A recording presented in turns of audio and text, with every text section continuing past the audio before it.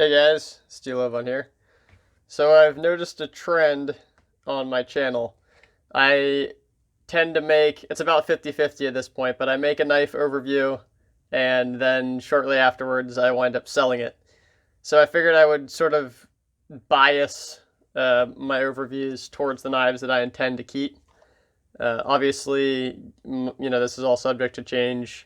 My tastes, financial situation could change in the future, so there's no telling whether they're really going to stick around, but here's one of the ones that I really want to keep around for a long time.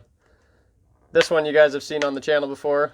This is a custom Gavko Tiger Shark that I picked up at Blade Show 2018.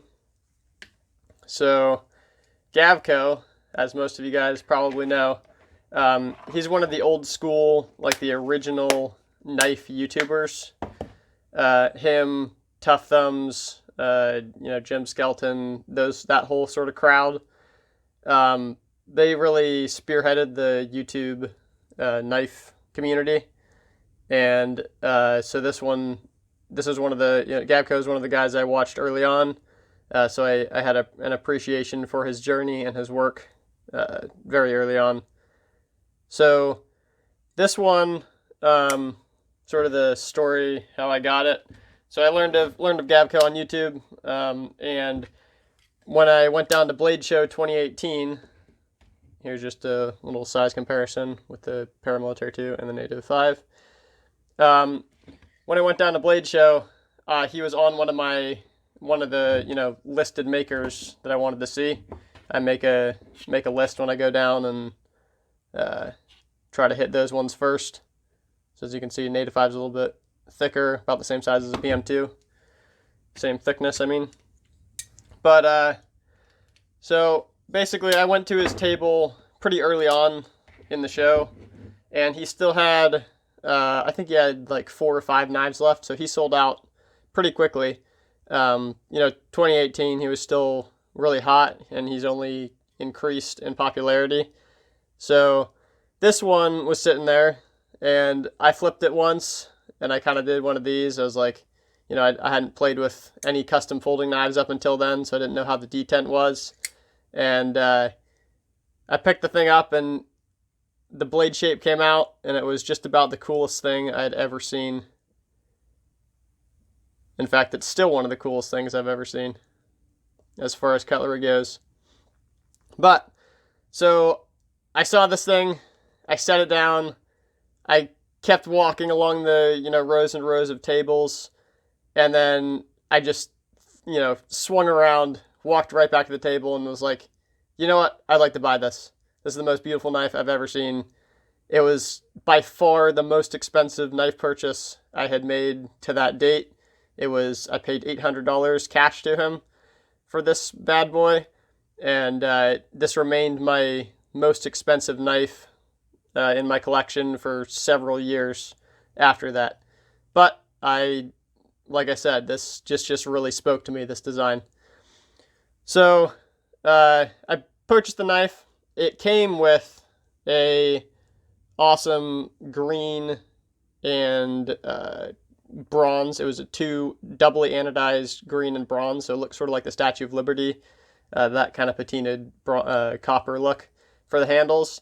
The screws were black, and this was green to match the standoffs like that. This is an example of kind of how it was for the whole handle. But anyhow, I really liked that in the moment and thought it was kind of neat.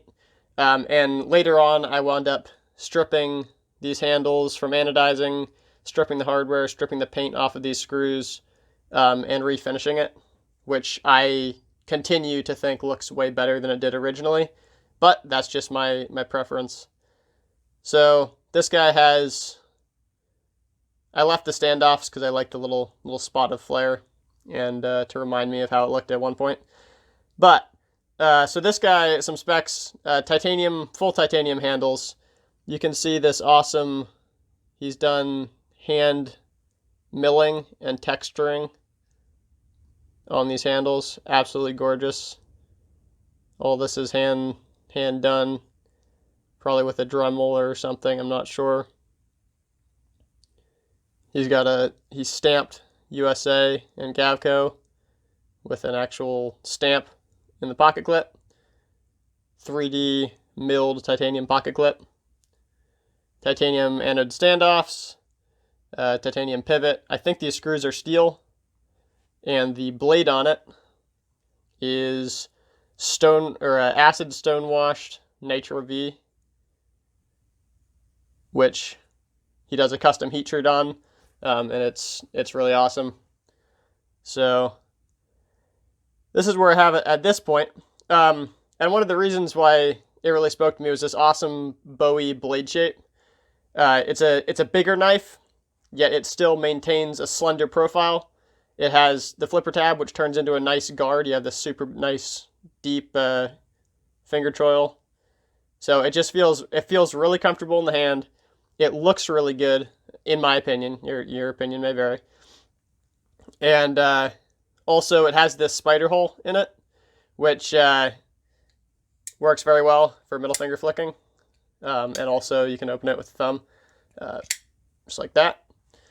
But I haven't seen any other tiger sharks out there with the thumb hole and the flipper. Usually they just have a thumb hole and no flipper tab, which I think looks good as well. But I like the extension to the guard, and I just like the rarity of it. I think that's neat. Probably you guys have seen the production model that's since come out. I forget when that came out, but it was pretty recent. So he recently came out with a production model of the Tiger, I believe made by CKF. And it was just a couple like generic colors with a satin blade.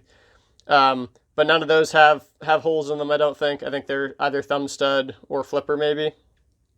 So really, really neat, unique design on this one. Love the custom milled in designs in there. We can zoom in, see how fine that sort of sunburst pattern. It goes super, super fine into the titanium. Just really a work of art. How he can make it look so fluid out of something so hard is really, really impressive. The edge on this thing, he does this thing where he widens out at the tip to make it really, really fine tip. And funnily enough, you can see on the back of the blade there's this awesome texturing. The whole blade used to look like this with the same acid textured finish. But several weeks after purchasing this, I was flipping it around, playing with it on my computer or something, and I dropped the thing onto the hardwood floor. It went tip down, and then side loaded it, and busted the very, very tippy tip of this thing off, which was a big bummer. But my DIY spirit, I was like, screw this, I'll just grind the back of the blade down to match. So I did, ground the blade down.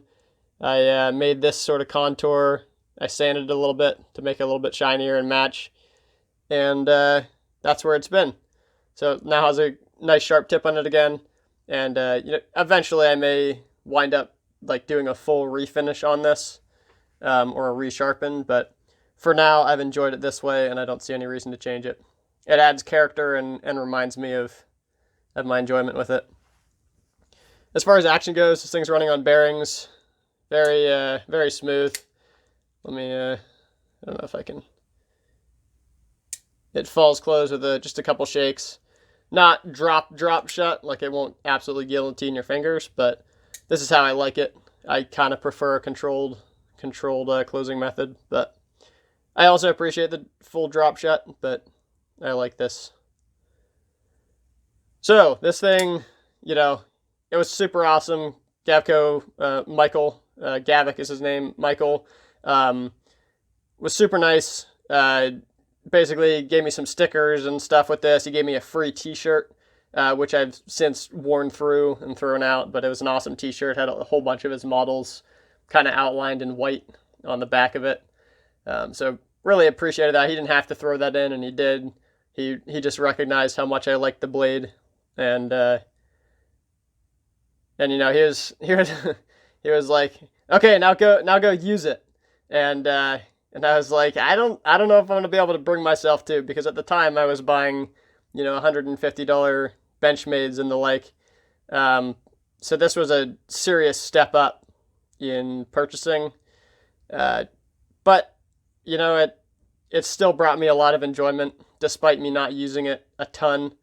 I just appreciate the experience I had with it and the absolutely beautiful build quality on this thing. So I think that's pretty much the overview on here. If you like this video, I'm probably going to have some more coming eventually with some more of the models that I intend to keep around. So stay tuned for those ones. I'll catch you guys later.